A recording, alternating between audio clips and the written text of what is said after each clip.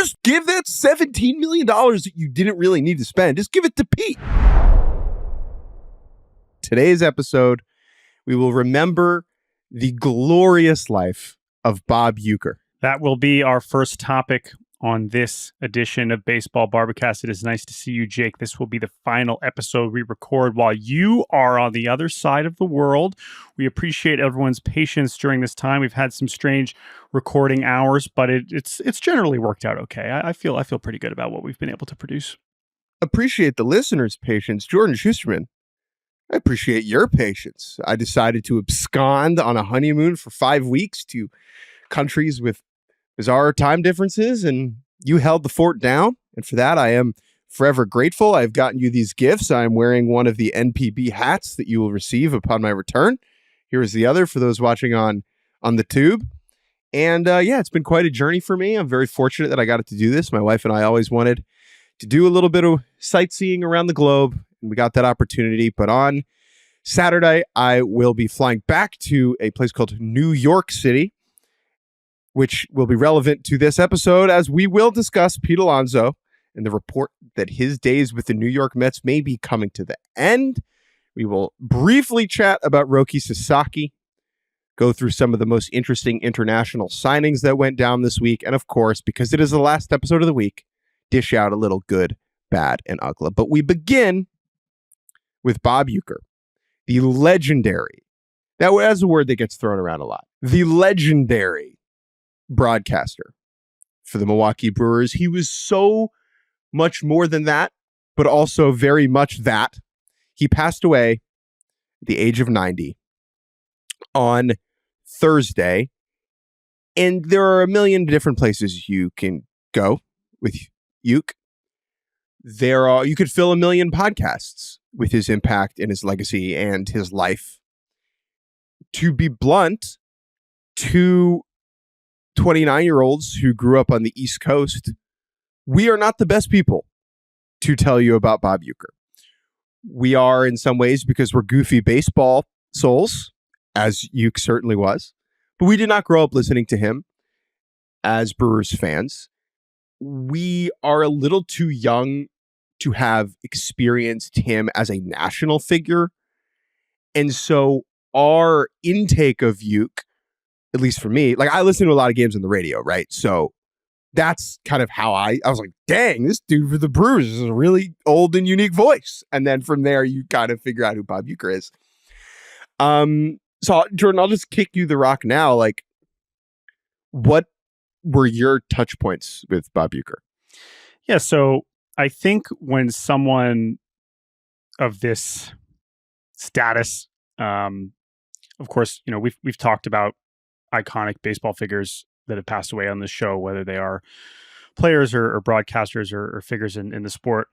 And what's interesting to me about Uecker is, you make it to 90, that's a life, that's a full life. And then, we can talk about how long he was doing it and how much he accomplished. But I think that's also why when you see, of course, anytime, we lose someone like this, it's very sad and heartbreaking is the word you see. But so much of what I think was so, emotionally impactful about losing someone like this is because he was still so around and so involved and not just still doing the job, but still such a huge part of a community. I mean, he is Milwaukee baseball through and through, and anyone doing any job in anywhere, but certainly in this industry for this long, certainly says something about the person.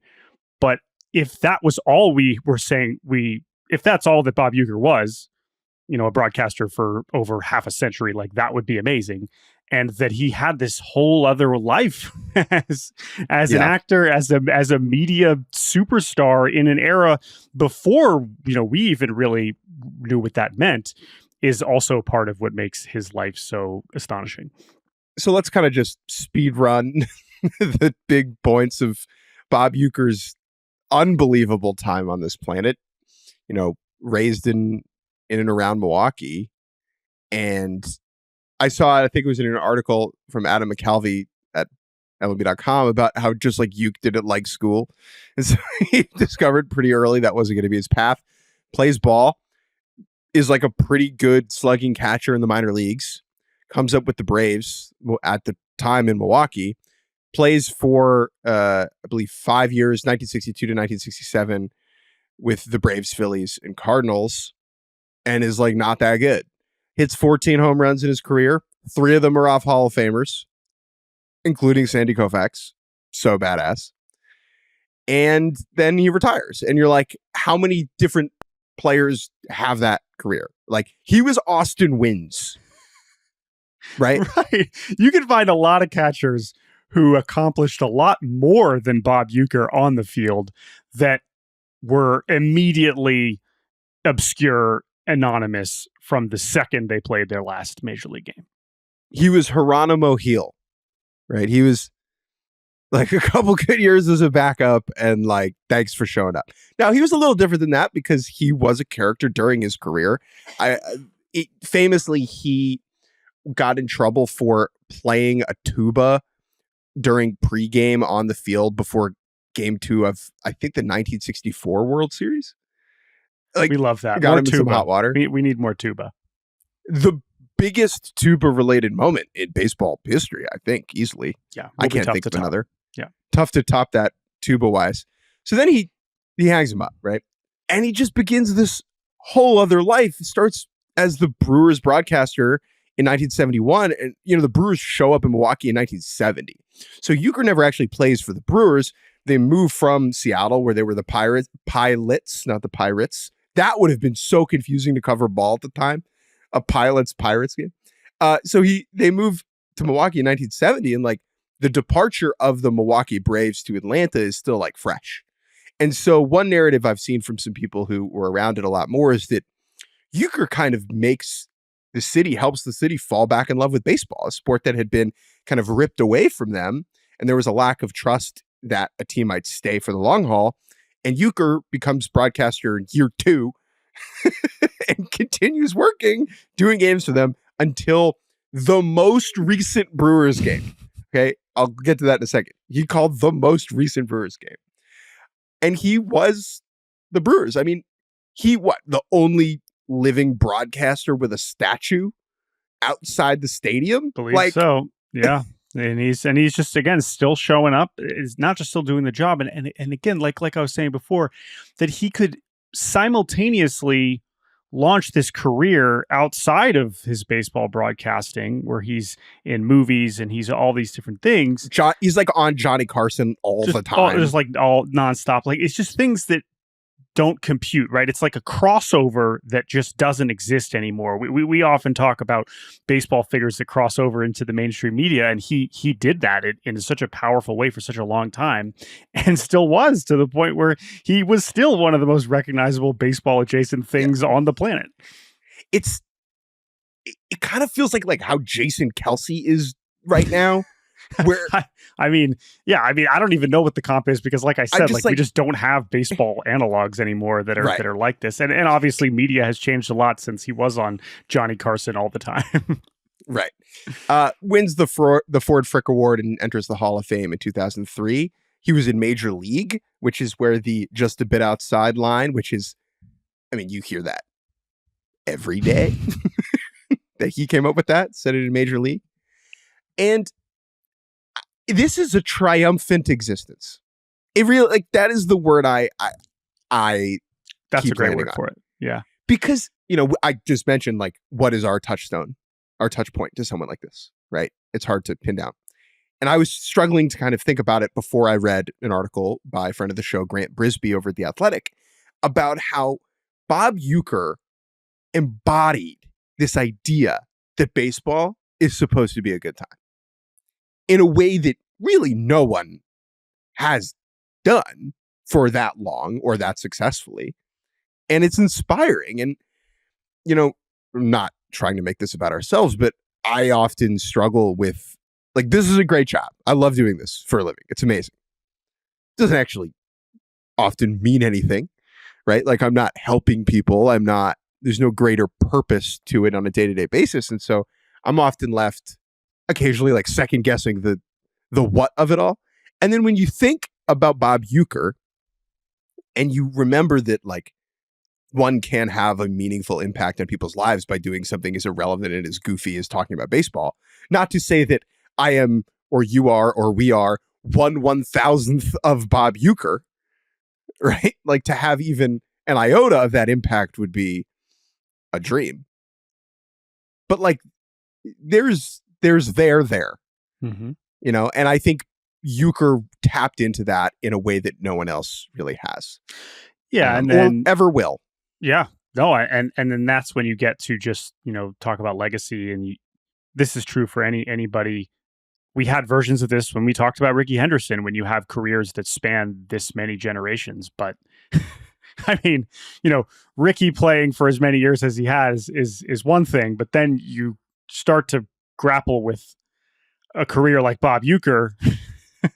I believe JJ Cooper of Baseball America had the tweet that he was teammates with Hank Aaron and got to call Jackson Churio games. Like, it's kind of difficult to wrap your mind around things like that, but that's how lucky clearly the people of Milwaukee have been to just have him be the constant. And it's certainly a franchise that has a lot of history. It's a franchise. It's one of the few that is, still looking for its first World Series. And I'm sure that, of course, it's heartbreaking that Uecker wasn't around to see it, but he was there for the Braves winning the World Series in Milwaukee and before the Brewers even existed. But for him to, watch this franchise and live that franchise for as long as he did, and to see them come close only a handful of times, I'm sure it'll remain. He will remain such a big part of this franchise moving forward.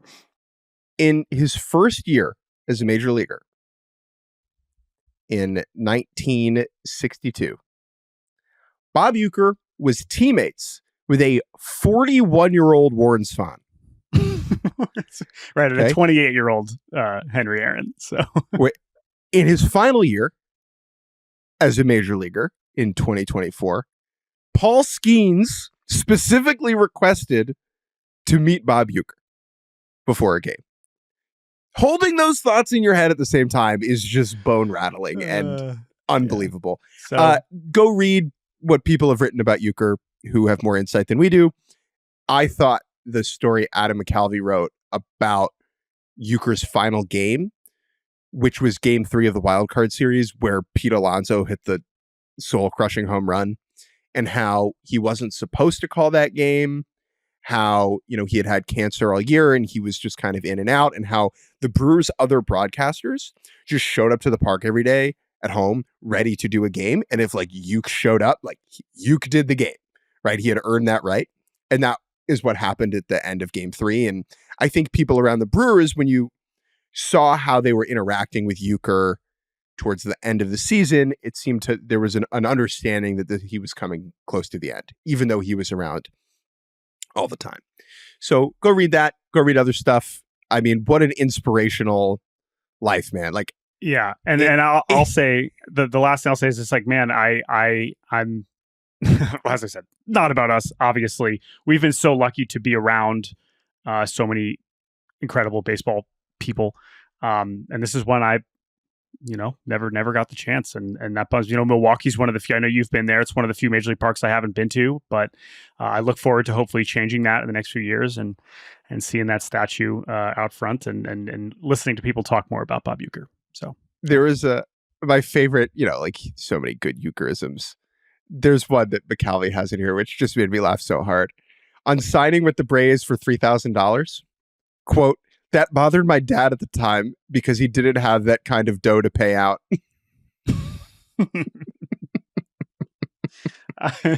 So there's 100 incredible Uecker lines that you can, that of course will be shared for a long time, for forever, really.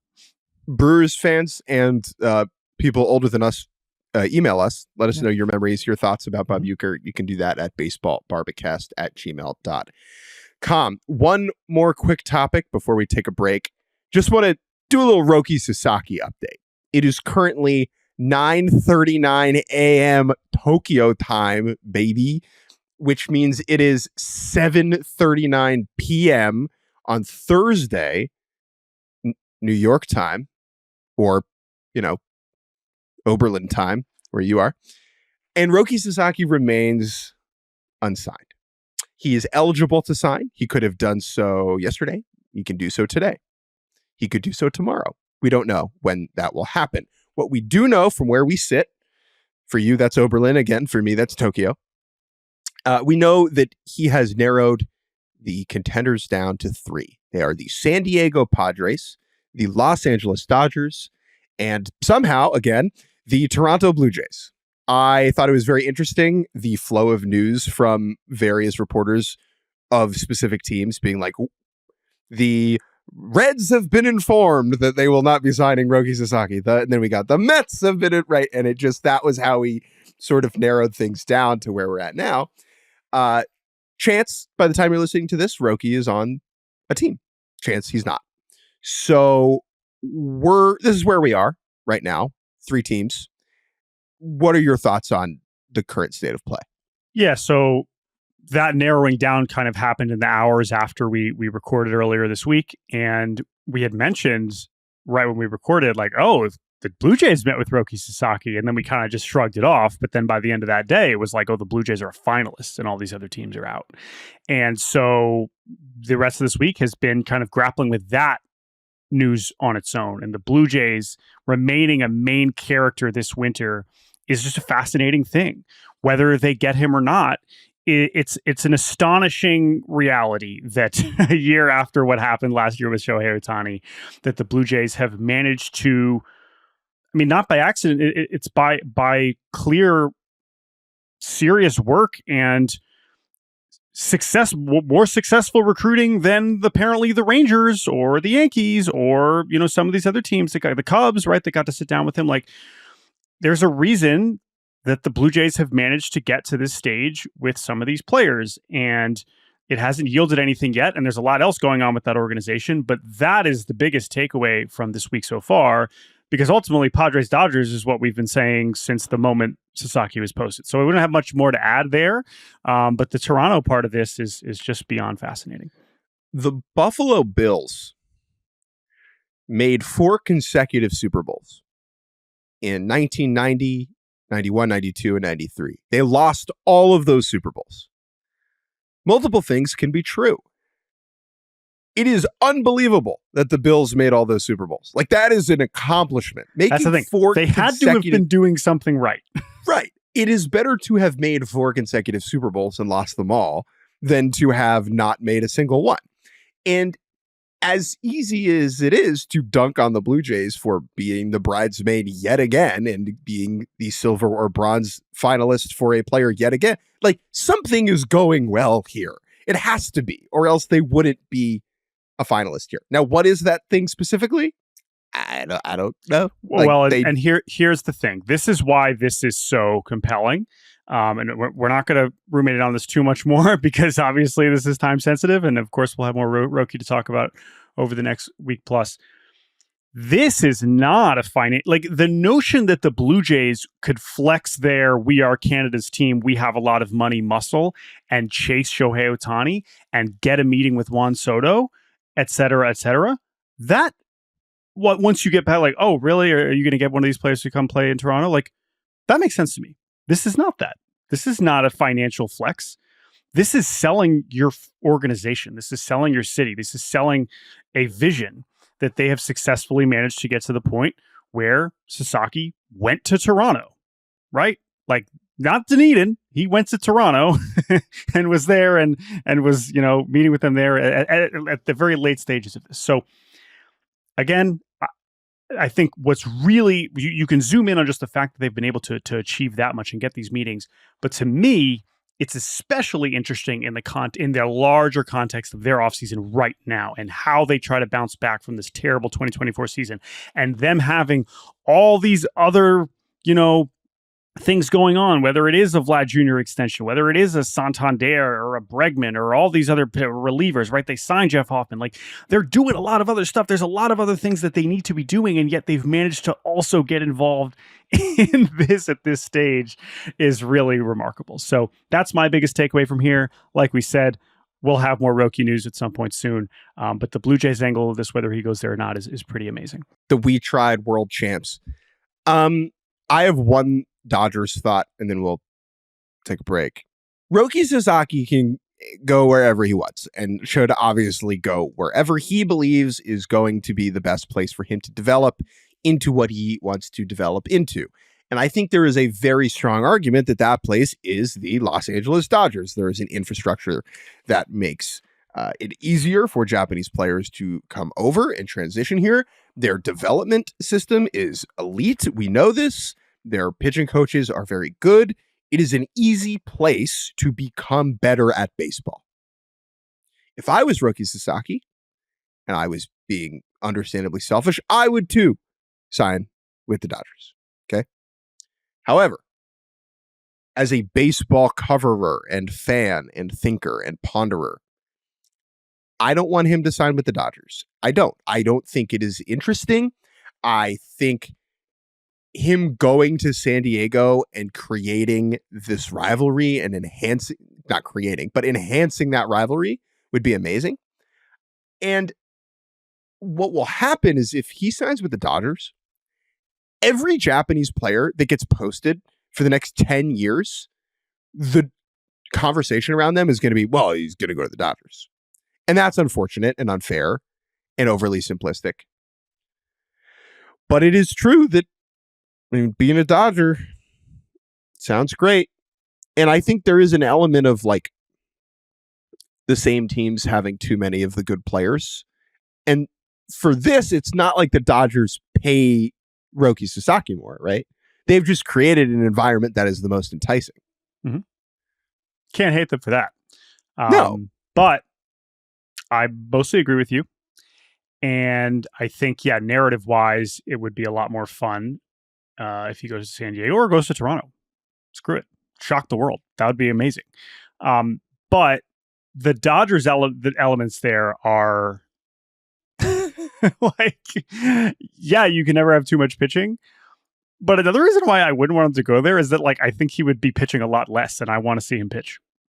Like, I mean, it's the difference in innings projections if he goes to San Diego versus LA is like, 50 innings? Probably more than that. I mean, it's getting to a point with LA where the amount of money they already have committed to their starters, you're just going to have a lot of really talented pitchers pitching less, which I guess if you're trying to keep them healthy and you're just, and like, that's fine. But I also don't think that's good from an entertainment standpoint. Like, that's not just and I'm not even talking about the competitive balance. I'm talking about literally like how often we're seeing these pitchers throw. This is a thing that happens in European soccer. Yeah. Where like the super rich teams will like their benches are just better than all-star teams. And it's like, great. You got Real Madrid gets Vinicius Jr. and he plays 5 minutes a game. Like, that's no fun. Like, I want to watch Phil Foden every time I turn on a Man City game. Right? Like that's what I want. So it usually in baseball isn't a problem, but the Dodgers are at least approaching where it maybe would be. Okay. Oh my God. Dude, if they get Sasaki and the rotation is Snell, Yamamoto, Glasnow, Ohtani, Sasaki.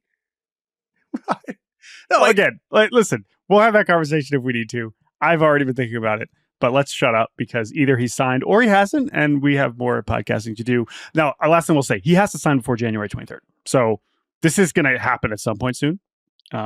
Whether the timing is good for this podcast or not. Best case scenario is he signs with one of the teams that's not reported a finalist. Then he'll make you look real stupid. You were like, oh man, this wasn't can you as imagine? Fun as it could have been. Do it.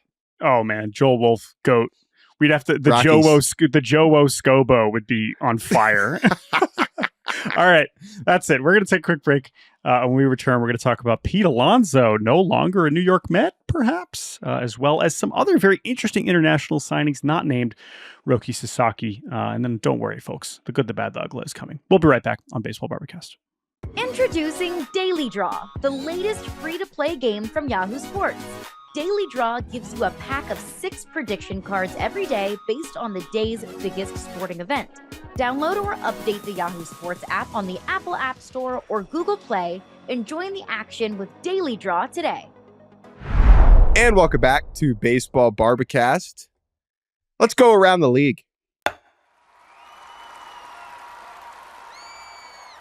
Besides all things Roki Sasaki, the most significant nugget rumor we got over the last 24 hours is that the Nueva York Mets heard of him, yes, appeared to be pivoting away from one Mr. Pete Alonso. This news, courtesy of a number of different outlets, including Joel Sherman over the New York Post, who I trust with my Mets news and with everything else in my life. Fascinating stuff here. The expectation, I think, within the industry over the last couple of months is that despite all the posturing between the slugging first baseman and his longtime club, the New York Mets, that he was going to end back up in Queens, that these two sides were going to figure out a way to work out a deal. And recent indications signal that's not the case. Yeah. And again, reporting from Joel Sherman, reporting from Andy Martino. I mean, at this point, you could say this is still posturing, but the language has changed over the last few weeks as it's become clear, okay, Pete, you're not getting whatever 5-6 years that you maybe were seeking at the start of the offseason. That isn't especially surprising, but it seemed like there was dialogue involving how they could work it out with the Mets. Talking about shorter term deals, 3 years, opt out, report of a Mets of the Boris side, the Boris Pete Alonso side saying 3 years, 90 or so million, where we're setting kind of a new mark for first baseman AAV, but it's a shorter deal, not as long of a commitment, a little bit more flexibility for the player. The Mets apparently were not interested in that. And then this reporting from Joel Sherman that their most recent and perhaps last offer being closer to 70 million over 3 years for Pete Alonso, a guy who has hit more home runs over his first 6 seasons than any player in Major League history, not named Albert Pujols or Ralph Kiner. And they're like, 3 for 70. Let's get this clear. Yeah. Let's get this clear. 3 for 70 for Pete Alonso is insulting. He may age poorly. Irrelevant. This would be insulting if you didn't have the amount of sentiment attached. Yes. if he had never played a day for you, this I think would be an insulting offer as far as I'm concerned. And it's even more insulting when you consider this franchise just committed $765 million to Juan Soto. It's not as if they're penny pinching here. This very quick story. We were in Thailand like 2 weeks ago where it is outrageously cheap. And we got into a cab and we were like, how much to go here? And the guy was like, 250 baht, which is like, $2. And my wife's like, 230. And I'm like, come on like, now. Just pay the 250, right? Like, what's the difference? But in this case, this is what we talked about. Like, we talked about this, right? It was the head versus the heart. Like, we were like, is David Stearns' is the Mets front office evaluation of what you should pay a free agent first baseman really going to win out over Steve Cohen, the Mets fan, wanting Pete Alonso on their team? And I don't know. Here's why this is so really most astonishing, right? What is exactly the pivot? Let's mention here now. The Mets have re-signed Jesse Winker for a year. Okay, awesome. Below average for the Mets after they traded for him, was decent in the postseason, like useful player, DH, lefty, good at bats, draws walks. Okay, great.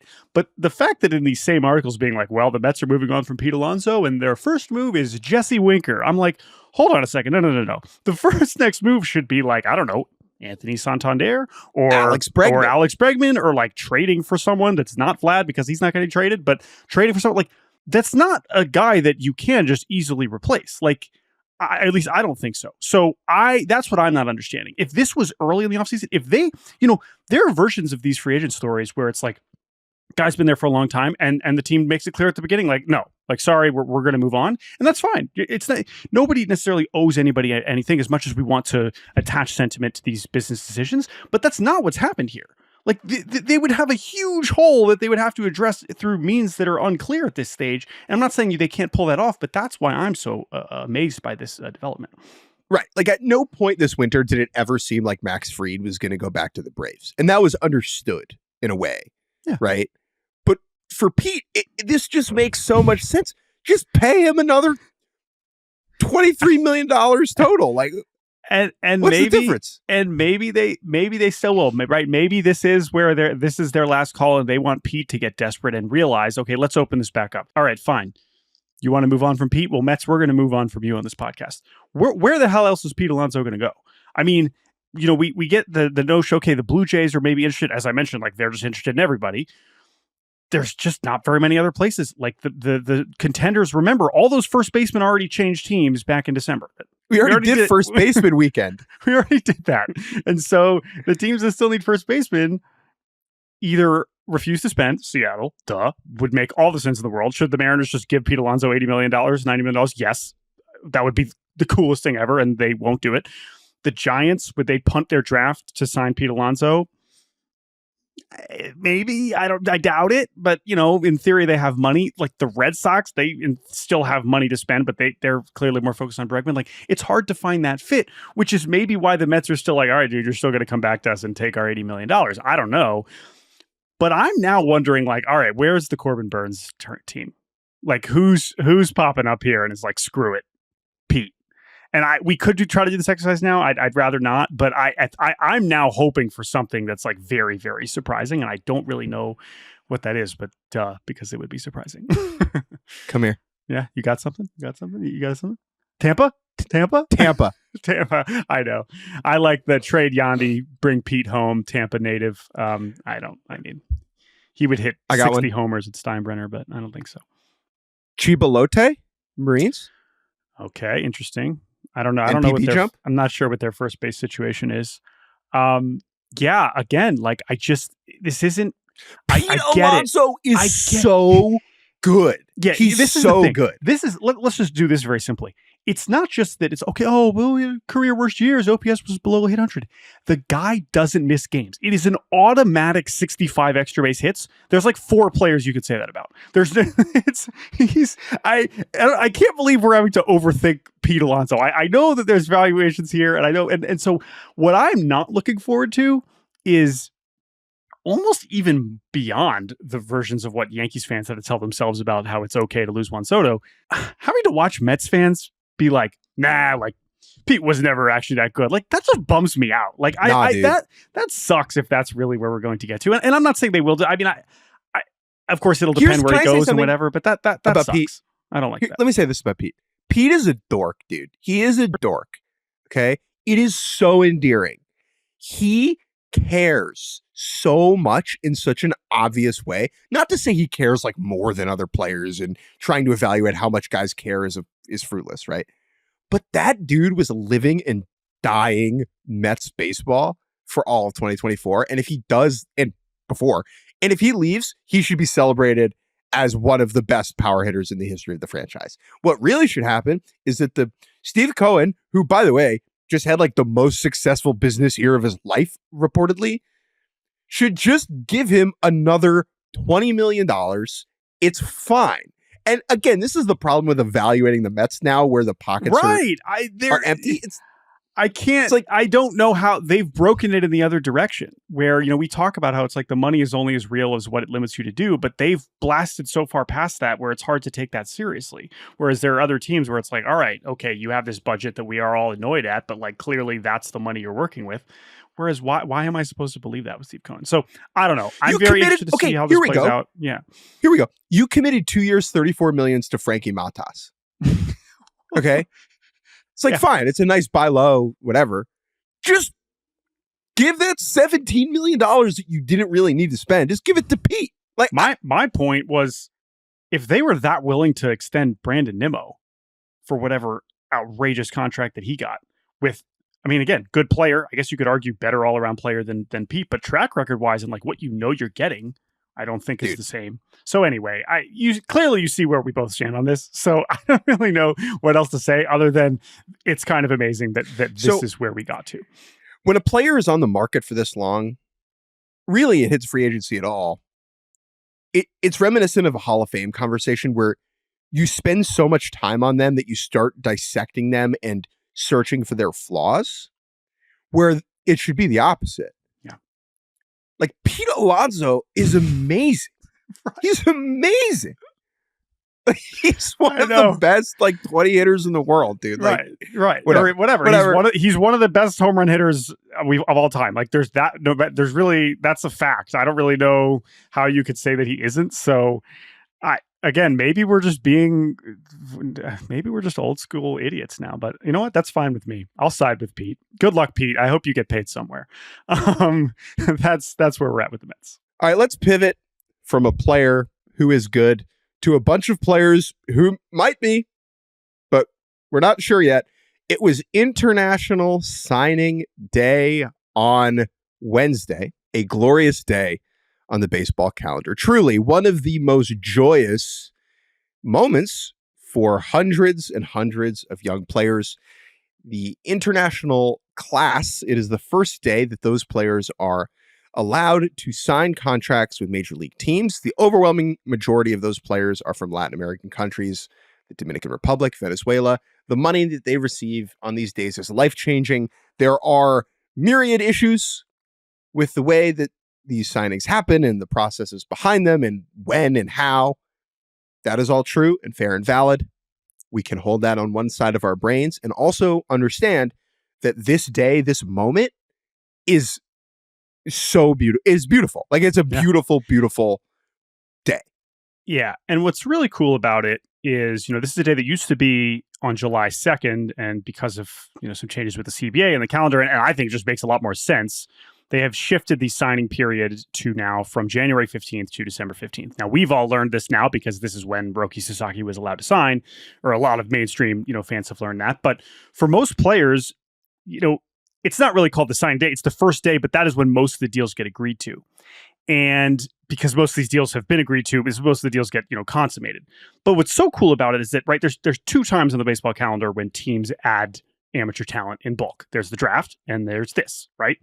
And the draft is cool. You have 20 rounds and you're drafting high school and college players, but their signing all kind of happens over the course of a few weeks. And maybe you have a situation where a couple of them show up to the ballpark at the same time and they take a couple pictures.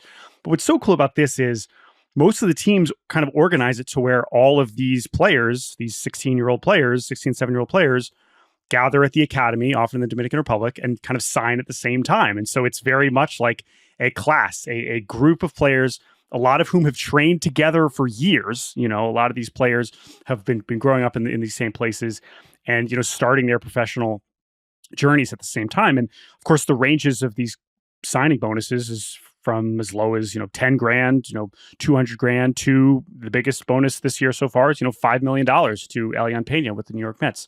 But as you mentioned, even $500,000, this money just means so much to these kids and these families, and how long they've been working towards it is so cool. So to see the images from this and to understand what it means for these players who, this is the other thing. We're going to get to the conversation about how good are they? Who's going to be good? We have no idea, but it's not about that because getting to this point alone is such a huge achievement. And where it goes from here could one day result in a much larger payday, of course, as we know, but it is still such a momentous day for these countries where baseball just means so much. And it is obviously difficult for a casual fan to understand, or not understand, but look at this day and try and care about these specific players right now. But some of them become Juan Soto, right? Yeah. Well, some of them become Jose Ramirez. Some of these guys end up being franchise paradigm altering forces. Yes. Some of them never get to Double A. Yeah. And a lot of them, right? And that's the other thing is, especially compared to the draft, not that of course you can get, franchise changing talent in the draft too, but because they're signing at a younger age, you think about the talents that we've had come up that feel generational, a lot of them have been international players, right? The Vlad Juniors, the Ronald Acuñas of the world, the guys that can debut at 20. It's a lot harder to do that as a domestic player. But because these guys are entering at such a young age that, they're able to start their pro careers so soon, but the variance is pretty substantial. So let's talk about the specific class. Let's just do a little Roki impact. We've chatted about this before, how because of Roki Sasaki, certain teams are holding back money that they would prefer to allocate to him. We are now seeing that happening in real time with the Dodgers and the Blue Jays. Yeah, specifically. Well, really the Dodgers, again, because we got the finalists before the period opened, it was really just narrowed down to those three teams, the Dodgers, the Padres, and the Blue Jays, who of course had these deals lined up. But there are 3 prospects who were expected to sign with the Dodgers who have already signed with other teams, including an outfielder, Talon Serrano, signed with the Twins for $900,000. Pirates signed a shortstop, Darryl Morel, for $1.8 million. An outfielder, Orlando Patino, signed with the White Sox for nearly $600,000. So those are players that were going to be Dodgers that are now not. So whether Sasaki goes there or not, like that's kind of an interesting. Those players are now interesting to follow in that sense. And we'll see what happens with some of the larger Blue Jays signees that we haven't really heard anything yet. Because other than those 3 teams, almost every other organization has already started to announce who they've been signing because it's full steam ahead. They already have a lot of these deals agreed to. They know how much money they have in their bonus pools. Every team has a certain amount of money that they can spend on these players. And so they're going for it. But the fallout as it relates to Roki will be interesting. And of course, we're still monitoring that. Other big names to know. The top player in the class who got the biggest bonus is a infielder named Elian Pena, who got $5 million signing bonus from the New York Mets. That's like pretty consensus top name, right? Yeah, I think Yoswar Gonzalez, we'll talk about him in a second, the shortstop with the Giants, has a case, but I mean, the money speaks for itself to some degree, right? I mean, him getting $5 million and no one else really got more than 4 is pretty substantial. I mean, this is a bat that the Mets are really buying here. But of course, remember, this is not an example of Steve Cohen's deep pockets. This is a decision by the Mets to devote nearly 80% of their bonus pool to one player, which we've seen teams do in the past, but it says that's a reflection of their enthusiasm for a player that they've clearly been very into for a long time. This is someone who was catching the attention of scouts when he was 12. And yes, there are problems with that, but the way that usually happens is that these players are training at these academies at that young of an age, and teams go and evaluate players for, the 2021 class. And then there are just other players playing and they're like, who's that kid? And they're like, oh yeah, he's 12. He can't sign for another few seasons. Listen, again, this is a very uncomfortable topic, but it's also the reality of how this market works. And there could be a time when that is no longer the case, where deals are being made at that time. And that's an international draft discussion that we're not going to have on this episode of Baseball Barbecast, but it speaks to Pena's talent that has been really on display for multiple years, and clearly someone that they believe in. Is he a shortstop? We'll see. But offensively, this is about as advanced of a hitter we've seen kind of come out of this market in a really long time. What are the other top names to know from Latin America? So Yoswar Gonzalez, switch hitting shortstop that the Giants signed for $3 million. Again, more of the well-rounded type. I think that's the other interesting thing about Pena is it's really just bat focused. So many of the top players that we see get the most money are the athletes, right? The switch hitters, the shortstops, the center fielders, the plus runners. Whereas Pena has kind of rounded his game out, but it's really more about him as a hitter. Whereas Gonzalez, it's classic, right? Switch hitting shortstops. That's kind of where you start the starter kit for the top prospects. The cool thing about his signing is that Willy Adames was actually there for the Giants signing, as well as Gerard Encarnacion and Camilo Doval, 2 other Dominicans in the Giants organization. But Willy Adames, right, hasn't even played a game yet with the Giants, and he's down there celebrating that day for them. So that was certainly very cool to see that. We got an email from Luke mentioning that, so thanks for the shout out there. Andrew Salas, that's a name that some people probably recognize. This is the brother of Ethan Salas, who got the largest bonus in the international class a couple years ago from the Padres. The Salas family is interesting because they've grown up in Miami, but have Venezuelan heritage. And so they've gone back down to Venezuela and signed as amateurs. This is something we've seen a few players do over the last decade or so, but the Salas family in particular, garnering these kind of bonuses, it speaks to the talent level there. This is also a switch hitting shortstop, $3.7 million, which I believe is the second largest bonus of anyone going to the Miami Marlins. And then kind of a trailblazing character to talk about briefly is Japanese player named Shotaro Mori, who got $1.5 million to sign with the A's out of a high school in Japan. And the reason that this is significant is because it is a new pathway into stateside baseball for a Japanese player. Most Japanese players enter MLB in one of 2 ways. Either their contract with an NPB team in Japan reaches its end. They then are a free agent and are allowed to sign a deal with a team over here in MLB, or like Roki Sasaki, they are posted by their NPB team, and the team over in Japan gets a fee from the MLB team. Okay, those are really the 2 ways. There are only 3 players ever in the history of Japanese baseball who appeared in an MLB game without having first appeared in an NPB game. Those are all very bizarre circumstances that people can do research on their own. You can read about it. Maybe you wrote about it, right? You can go read Jake's story on it at Yahoo. Shotaro Mori is the first elite high school prospect in Japan to sign directly with an MLB team. There is a player named Roki Sasaki, who was projected to be the top prospect in Japan last year, who bypassed the Japanese system to be a freshman at Stanford, where he will be playing this upcoming season. That was a big deal. But what Mori is doing is kind of taking that one step further by going directly to an MLB club. How good is he? Like Josmar Gonzalez, he's a athletic, broad-shouldered shortstop who, now granted, he's a couple years older and throws 95 off the mound, so there's a nice little fallback plan there. But it's like, who knows, right? Like, we're not sure. And that's the fun part about this day, and also just the context that you constantly have to remind yourself of is the variance is so, I mean, part of this is because a lot of these deals are agreed to, again, like long before this day, this week. And so the amount that these players change from the time these deals are upon, not to mention the amount they'll change from now when they're 16 to when they're 18 to when they're 20, so and so and so.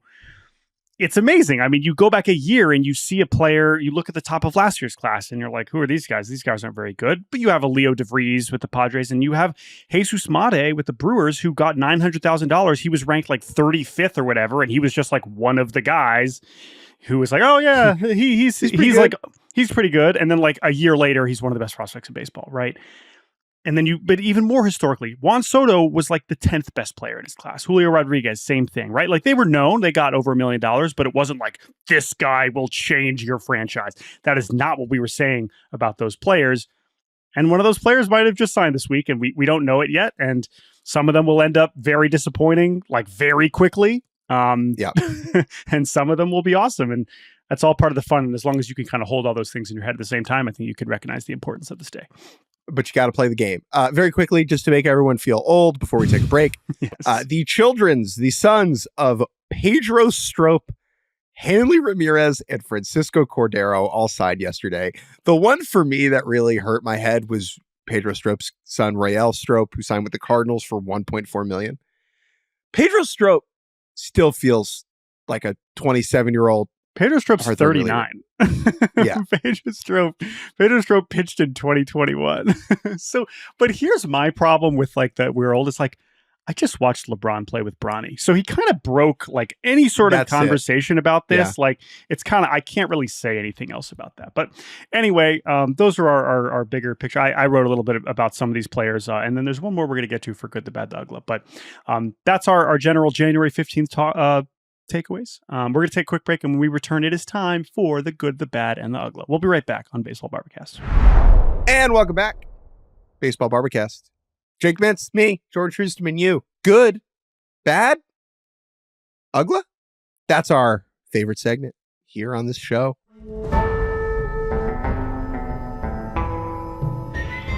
One thing good from the week, one thing bad, and one thing that reminds us of Dan Uggla, because it's odd. Get it started, Jordan. My good this week is Corbin Burnes was introduced as an Arizona Diamondback. And we're going to spend plenty of time criticizing ownership on the show, and I will continue to do so in the future. But however, I will say when Ken Kendrick, the owner of the Diamondbacks, goes up there and is like, so we make money and then we invest it in the team. That's how that works. And because we have received more revenue, because the team has been good, and because we have made more money, we are going to invest it. And so that's why we got Corbin Burnes. And I was like, wow, it's really that simple, huh? Because you got a lot of other teams that are making all kinds of money, and they're like, ooh, just going to keep making this money and keep spending whatever money we were going to spend anyway. So that was refreshing. And I was very happy for Corbin Burnes and his family, who got $200 million guaranteed, and he gets to hang out at home with his adorable twins. And just it seemed like a nice day for the Arizona Diamondbacks. So that was good for me. What's good for me is Armstrong Mahuzi. You guys know about. Oh, this is not a name you're going to forget anytime soon. Armstrong Mahuzi. Who is Armstrong Mahuzi? Armstrong Mahuzi is a 17-year-old prospect who just signed in this class. He is from Uganda. He is from Jinja, Uganda. He signed for $45,000, a life-changing amount of money in Uganda. There have been players to sign from Uganda before. The Pirates, who signed Muhuzi, have a player in their system named David Matoma, who's from Uganda, who throws 99. But this one feels significant because it's a not insignificant amount of money. This is a real bonus, right, to give a player, and exemplifies the commitment that the Pirates specifically have made to Uganda, a place with a fascinating, albeit relatively short baseball history. Yes. And I think the two important things to know about this story, incredible story on The Athletic by Greg Presto about just how this came about, is, I've always thought what is the next frontier? Where are we going to see more players sign from? The notion that you could see someone in a country that doesn't have baseball that is athletic and can throw really hard, that all makes sense. So the David Matoma story is amazing. And by the way, he is a very legitimate prospect who will make his full season debut in 2025 and could absolutely be a big leaguer someday. It's an amazing story because it's so rare. But to sign a hitter, this is for Tom Gillespie, the Pirates International scout, to watch a video of him taking swings and getting out of the box and just see it, be like, this is a professional baseball caliber athlete that I want to invest in, that I believe can work to the point where he deserves to get a signing bonus and have a spot in our system where, remember, because of the shrinking of the minor leagues, teams have fewer roster spots than ever. It is harder than ever before to get into professional baseball.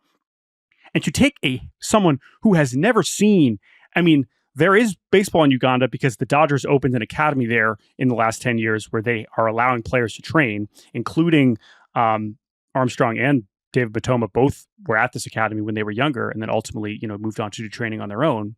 The Dodgers have signed a few players out of this academy. Whatever pitching that Armstrong Muhuzi is about to see in 2025 is going to be 900,000 times better than anything he will have ever seen. But they're willing to invest. They're willing to give him a chance to figure it out. And that is so cool and so amazing and so good. And that's why we're talking about it. So the Pirates have an account called Young Bucks on Instagram, and they posted a video of Muhuzi taking some swings. And it could just be in the Dominican. It just looked right? The way that he's moving, his bat speed, it's legit. You could tell. You could tell.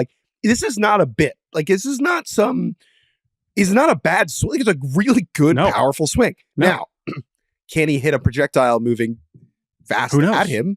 Who knows? The heck knows?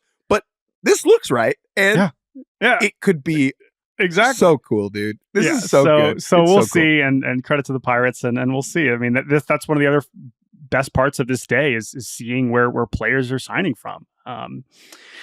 Just that is, again, of course, the overwhelming majority are Dominican and Venezuelans. But to see these other parts of the world that are starting to have baseball is really tremendous. So that is very good. So congrats to him, congrats to his family, and we look forward to seeing where his Major League Baseball journey takes him. What's bad? Jake, a year ago, when I returned from my honeymoon, we did a segment on the Chicago Cubs and their convention. If you recall, they had a promotional poster a year ago where they had the list of everyone who's attending CubsCon. And we loved it because the order of the names on the poster was spectacularly random. And we were really confused. And we were comparing it to Coachella. We were making jokes about how, do you want your name to be in bigger font because that means you're a better player and all these things. And we were laughing at the Cubs and we said, oh my God, why would they do this? And I saw that the Cubs posted their CubsCon poster for this year. But what's bad, Jake? They caved. Unfortunately, they didn't do the same thing. They listed the names alphabetically. I think we have successfully bullied them into posting their names alphabetically. And that bums me out because after that conversation last year, I was really hoping we could overanalyze the CubsCon poster again this year. And instead, they have decided to keep it boring. So I'm bummed. This is bad for me. That is bad. But bullying works, I guess. I guess. Is that bad? I like to think they listen to her. Just I'll retweet the clip later. It was so funny. CubsCon, you blew it. I wanted that Coachella poster again. What's bad for you? Taylor Walls is bad. I mean, he's bad at hitting. He's better than us. That's for sure. Yeah, better at hitting than us.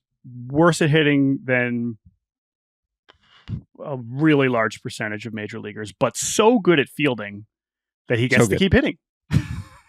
Good bit. Yeah. What's bad about him, though, is that he's tweeting these facts on the internet.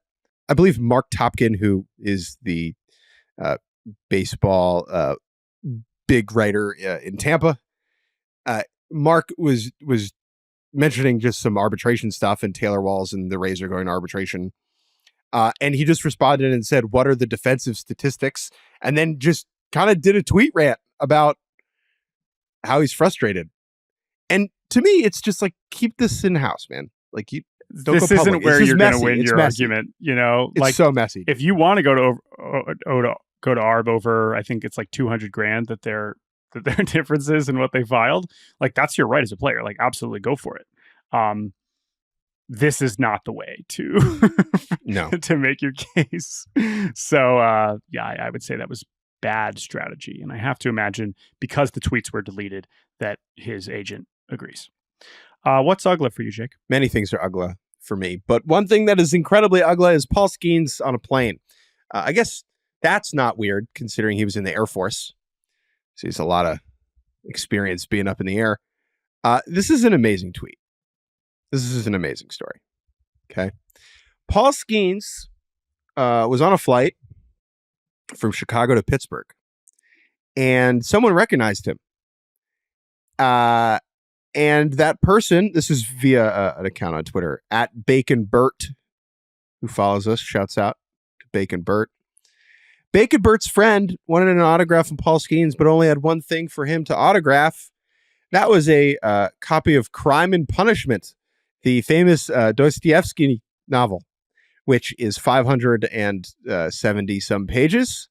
An hilarious thing to just be reading on a plane, first of all, but an even more hilarious thing to have Paul Skeens sign for you. That is Uggla. It is extremely Uggla.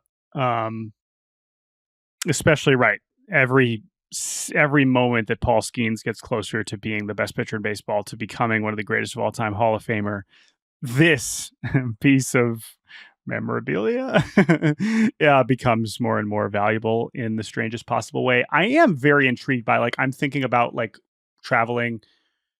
Have you ever, like, literally only brought a book? I mean, nothing else, like, truly nothing else. No headphones? I guess you wouldn't want him to, like, sign your phone, right? Presumably he had his phone. We know that because he took a picture. Could have, like, grabbed a napkin from, like, the Hudson News and been like, "Hey," like, yeah. But whatever. You only have so much time with Paul Skeens, so, like, you want him to sign something as soon as possible. That's fine. I think having him sign a copy of this book is way better than a piece of paper. It's great. That's true. It's a great story, great tweet. You know, it's got a bunch of engagement. So good work, everybody. Very Uggla. It's also funny to me because who signs the inside of books? The people who wrote the books. Yeah, well, I don't think Fyodor was available for the book signing for Crime and Punishment. A little late. Amazing. My Uggla this week is Chicago Bulls shooting guard Zach LaVine. Zach LaVine is important to me because we have the exact same birthday, same year. So that's one thing. So anytime Zach LaVine, when he won the dunk contest, I was like, oh man, that's me. Could be me. I could be dunking in the dunk contest, but instead I'm Jordan Shusterman and he's Zach LaVine. The Chicago Bulls posted a video of Zach LaVine it was one of those, like, classic players are walking in and there's a prompt, and the prompt was, if you could be another professional athlete, like if you couldn't play basketball, what would you be?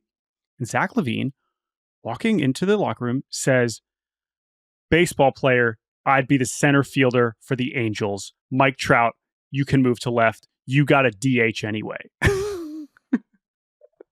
And I was like, whoa, Zach LaVine has takes. And then I dug in a little bit more and I find that like Zach LaVine is just like the biggest Mike Trout fan in the world. And I found evidence of him like posting a picture of him with Mike Trout, like right before his NBA career even started 10 years ago. He's from Seattle. I don't know if he was an Angels fan or whatever, but just like loves Mike Trout. And to the point where Zach LaVine, now a very successful NBA player, did like a Topps card signing last year in LA with Mike Trout. And so I just love that Zach LaVine has gone from like tweeting at Mike Trout as like a fanboy to now being famous enough to where he's friends with Mike Trout. But then in this video, seemingly is just like being like, I'm going to come take Mike Trout's job, who shouldn't be playing center field anymore. So that is one of two things. It's either ribbing from a pal. Clearly. I think that's obviously what it is. Yeah. Or it's they're had a falling out. Ooh. I don't know. This card signing was like less than a year ago. I have a feeling they're friends, and I just love that as an unlikely kind of crossover sport pairing. And, It made me think about Mike Trout, which anytime I have a reason to think about Mike Trout, unfortunately, he's been kind of pushed to the side of relevance recently. And this was like, oh, yeah, right. Remember when he was the best player by far in baseball and it wasn't even close, and we all thought he was the greatest thing of all time? So anyway. What a huge loss for the Seattle Mariners, right? Like, LaVine is just from Seattle, like grew up in Renton. Well, he was watching Trout probably kick the Mariners' ass like nonstop. Like, this guy's he's way better than anyone on the Mariners, which was true. So that is my Uggla. Anyway, Zach LaVine, March 10th, shout out. That's it. I think that's no more show. Podcast. No more podcast. I don't know when you'll hear from us again. Hopefully soon. I'm going to the Bahamas next week for a little bit of vacation, but I'll be back at the end of next week. So Jake will return in the near future with someone next week. And then I'll be back later on a week from now. And by then, next time I'm on, we will definitely know where Roki Sasaki signed. And maybe you already do when you're listening to this. But thank you to producer Andrew Hartz. Thank you, Jake Mintz. Thank you to the Japanese and Thai and Vietnamese hotel Wi-Fi for these past few weeks. Really appreciate it. Shouts out. You can email us at baseballbarbacast@gmail.com. Any other final thanks before we say goodbye? Yeah, thanks to my wife for letting me podcast on the honeymoon. Wife shout out. It's true. She deserves it. Thank you all for listening. We will talk to you all very soon. Bye-bye.